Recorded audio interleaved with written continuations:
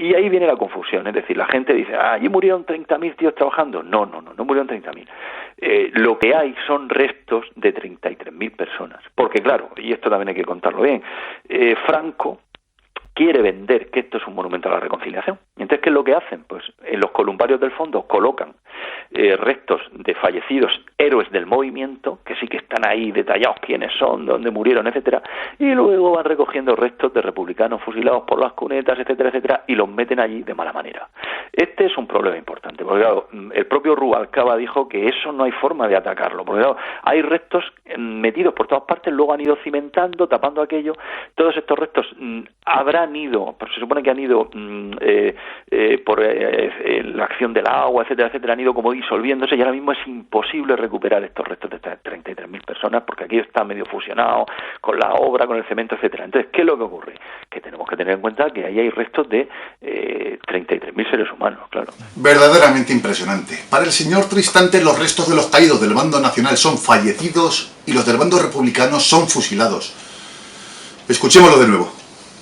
Quiere vender que esto es un monumento a la reconciliación. Y entonces, ¿qué es lo que hacen? Pues en los columbarios del fondo colocan restos de fallecidos héroes del movimiento, que sí que están ahí detallados quiénes son, dónde murieron, etcétera, y luego van recogiendo restos de republicanos fusilados por las cunetas, etcétera, etcétera, y los meten allí de mala manera. Lo dicho, no hay nada más que decir. El señor Tristante se define él solo con sus palabras. En cualquier caso, demuestra el autor una vez más, y ya son demasiadas, un profundo desconocimiento cuando dice cosas como que los restos de unos y otros están fusionados con la obra y los cimientos de la misma, y dice, sin embargo, aquí en este caso tiene razón, que los restos es imposible sacarlos de allí por las dificultades a la hora de identificarlos. En eso tiene razón. En cualquier caso, es triste por repetitivo el tratamiento que el entrevistado otorga a unos y otros caídos. En el Valle y Lepese, aquí en Lepese, no hay rojos ni azules, sino tan solo caídos en una guerra que no debe repetirse, como dijo un documental de la época, muy poco conocido y que aquí extractamos. Está locutado por el gran Matías Prats y es altamente clarificador del sentido que ya el régimen quiso dar desde un principio al Valle. Recordamos que estamos en 1959.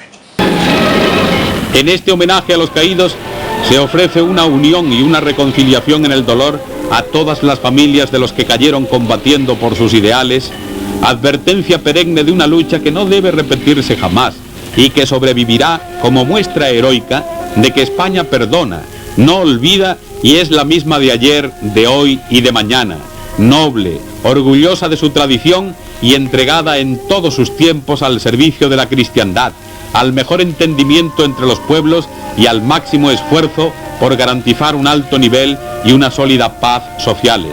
A nadie puede extrañar que un monumento levantado en España en memoria de los caídos no sea como un lamento fúnebre o frío mausoleo, o un mero recordatorio de todo lo perdido, sino al contrario, algo íntimamente ligado a la fe católica de la inmensa mayoría de nuestros compatriotas.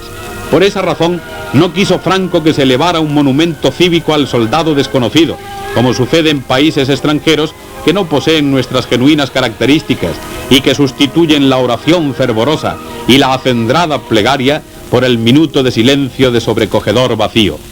Todos los caídos del Valle se encuentran enterrados del mismo modo y manera, sin más honores unos que otros, y cuentan con el recuerdo diario de todos los que hasta allí se acercan a rezar o a disfrutar del entorno del monumental.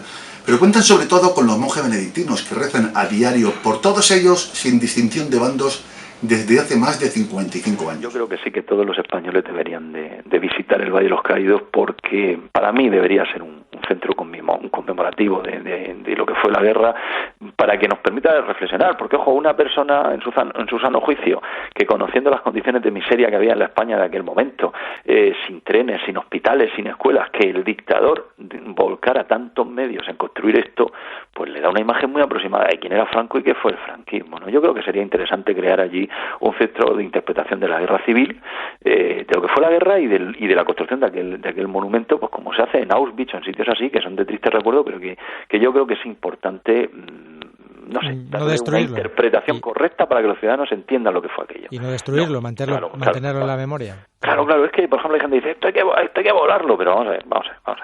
allí hay 33.000 seres humanos descansando. La mayoría de ellos son republicanos, que no sabemos dónde están, ni cómo, ni se pueden recuperar. Entonces, tirar aquello sería una barbaridad, ¿no? Bajo mi punto de vista, ¿no? Para con el respeto que se merecen los restos humanos. En un nuevo alarde de originalidad, el entrevistado compara el Valle de los Caídos con el campo de concentración de Auschwitz, como si fuera la misma cosa, y lo hace sin rubor aparente. Pide además que el Valle de los Caídos sea un centro de interpretación de lo que fue los horrores de la Guerra Civil. Nuevo horror, ya que el Valle de los Caídos es lugar de culto y cementerio, y se debe regir por la normativa que regula este tipo de lugares. Además, el Valle de los Caídos pertenece a una fundación privada como es la Fundación de la Santa Cruz del Valle de los Caídos, donde Patrimonio Nacional tan solo tiene las labores de administración de los bienes de dicha fundación. Se me ocurre sugerir al señor Cristante que si tanto empeño tiene en erigir un lugar de interpretación de los horrores de la Guerra Civil, se me antoja como un lugar idóneo para ello el edificio de Bellas Artes en Madrid, donde estuvo ubicada la checa del mismo nombre, donde efectivamente sí se torturó y sí se asesinó. O la misma chica de Fomento, o el mismo Paracuellos del Jarama. Déjese de populismo, señor Cristante, aunque el populismo esté hoy en día tan de moda en España. Oye, por cierto, tú también lo visitaste y tienes anécdota. Bueno, fue una cosa un poco desagradable, por eso digo que todo el mundo debería visitarlo. Yo no visité el Valle de los Caídos cuando estaba escribiendo mi novela, porque mi novela no es sobre el Valle de los Caídos, es sobre las obras del Valle de los Caídos. Entonces yo conseguí planos, fotografías, me hice una idea de cómo era aquello y escribí mi novela. Cuando ya la terminé fui a ver el Valle de los Caídos, porque claro, lo que hay cuando yo estoy, cuando transcurre mi novela, no es lo que hay ahora, era un agujero y 4 casamatas.